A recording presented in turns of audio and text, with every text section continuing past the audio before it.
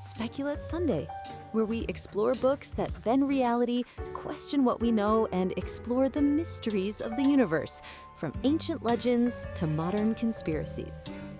Hey there, Marmie here. Today, we're stepping into the shiny, pixelated rabbit hole that is the simulation hypothesis. A book by Rizwan Virk, an MIT-trained computer scientist who has the audacity and the receipts to suggest that our entire reality might just be code. I know, sounds like science fiction, but hold that thought. While I walk you through this, you'll see a mind map on the screen. It's just there to help anchor you as we move through Virk's logic, so it doesn't feel like you're trying to follow a ball of yarn unraveling in zero gravity. Here's what Virk is really getting at. He believes our reality is so sophisticated and consistent, yet glitchy in just the right ways, that it resembles a simulation, much like an incredibly advanced video game, the kind of game where you don't even know you're playing. This isn't just about having a trippy thought at 2 a.m. This hypothesis pulls from the evolution of gaming, physics, and consciousness studies. It's like threading a cosmic needle from Pong to Planck length. So let's start at the beginning, how we got here tech-wise. Picture this. Back in the 70s, games were text-based adventures. Colossal Cave Adventure, anyone? You typed "go north" and hoped you wouldn't fall into a pit. It was clunky but magical, like opening a tiny digital door to a whole new world. Then came Pong, 2 rectangles and a dot. That dot bouncing back and forth, it was the start of physics in a virtual space. Real rules, fake world. From there, we got richer, more persistent spaces. Games like Zelda and King's Quest gave us stories, quests, and importantly, non-player characters. Little beings who behaved as if they had lives. This was a game changer because it shifted games from you versus system to you in a world. Then came World of Warcraft, Second Life. Suddenly, we weren't just playing.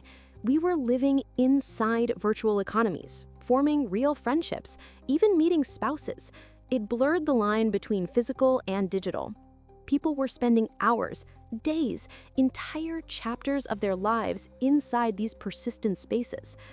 Now add No Man's Sky. This game generates 18 quintillion planets on the fly, not pre-coded, not drawn by hand. It uses something called procedural generation, algorithms that build entire worlds in real time. So the question isn't, could we simulate reality, but how close are we already? And then there's VR. Put on a headset, play table tennis, and try to convince your brain it's not real. Seriously, the sweat on your back, the muscle memory, the whoa moment when you miss a shot, it's all there. Add Hollywood CGI, 3D printing, and we're watching the lines between rendered and real evaporate like mist on a microchip. Take a second and let that land, because that's Virk's first big claim. Our tech trajectory is pointing directly toward the capability to simulate reality. And if we're getting close, what's stopping a future civilization, or someone else entirely, from already pulling it off? Now that we've built the game, let's look at its strange physics. Ever heard of quantum indeterminacy? It's the idea that particles exist in a fuzzy, undefined state until we look at them. Virk compares this to how games optimize resources. Conditional rendering. Your video game only renders the tree when you look at it. Otherwise, it's just math. Then there's time. Wheeler's delayed choice experiment suggests that how we observe something now can change what happened before. It's wild.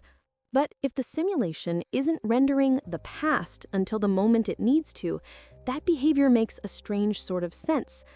And the many worlds interpretation? Imagine you're playing a game where every decision branches the story.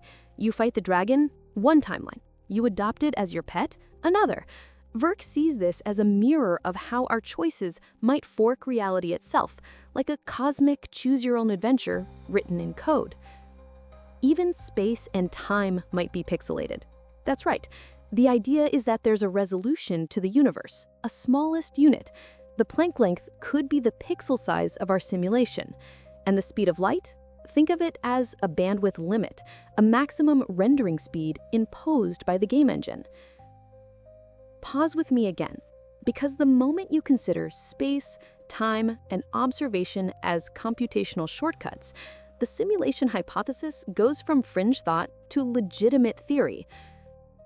Let's talk about the why behind it all.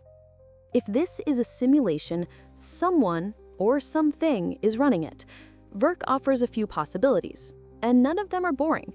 Maybe it's future humans, our own descendants running this to understand their past, like a sophisticated digital time capsule. Or aliens. Yep, the extraterrestrial kind, who are observing us like a sprawling anthropology experiment. Or the wildest idea, super intelligent AI, a machine that outlived its creators and now runs simulations to study consciousness, evolution, or even just for fun. And why run the sim? Could be for entertainment, like a galactic Netflix binge. Could be research, a way to test how civilizations evolve, how ideas spread, how we love and lose and fight and forgive. Or maybe, just maybe, it's spiritual, a classroom wrapped in a game where we evolve our consciousness with each playthrough. Which brings us to this. Even if this is a simulation, what does that mean for how we live? Let's hold that thought and do a little check-in. So far, we've traced how our tech is mimicking reality, how quantum physics might be exposing glitches, and how this theory stretches from nerdy sci-fi to legitimate existential philosophy. And now we're heading into the practical, because what's the point of a big idea if you can't take it into your Tuesday? First thing, curiosity is your best friend. If life is a simulation, that doesn't mean it's meaningless. It means it's designed. And if it's designed, then glitches and weirdness might be intentional. Moments of synchronicity, déjà vu, odd coincidences. They're not just random static. They might be messages, breadcrumbs, or just Easter eggs. Pay attention to them. You don't have to decode everything, but letting mystery exist can be strangely grounding. And second, kindness matters more, not less. If we're all part of this shared simulation, that means everything we do has ripple effects. Just like in a game, your actions can influence outcomes you don't see right away. Being kind, being honest, being present, it's like programming little patches of light into the code. We might not be able to rewrite the physics engine, but we can still choose how we show up inside the game. And third, consciousness isn't a glitch. It might be the point. Virk suggests that even if we're avatars, our awareness, the part that questions, wonders, loves, is real. That might be the whole point. We're here to grow, to learn, to level up in some quiet, internal way. So here's what we're walking away with. Our tech is accelerating toward realism so fast that we're already building worlds that feel indistinguishable from real life. Science is giving us weird but compelling evidence that reality might be reactive, selective, and full of hidden architecture. And even if it is all code, what we do inside of it, how we treat people, how we handle fear, how we show love, still deeply matters. In that way, the simulation hypothesis doesn't cheapen reality, it enriches it. It reframes it. It says, this might all be an illusion, but it's the illusion we're in, so be a good character. Make it count. And hey, if you want to spend a little more time with these ideas, you can download the mind map and a summary of everything we talked about today. They're free over in my Buy Me a Coffee shop. The link's in the description. Also, if you're interested in reading the full book, you'll find my Amazon affiliate link down there too. Just a heads up that it is an affiliate link, which means it helps me out a little bit if you use it. Thanks for hanging out in the Matrix with me. Or not the Matrix. Whatever this is.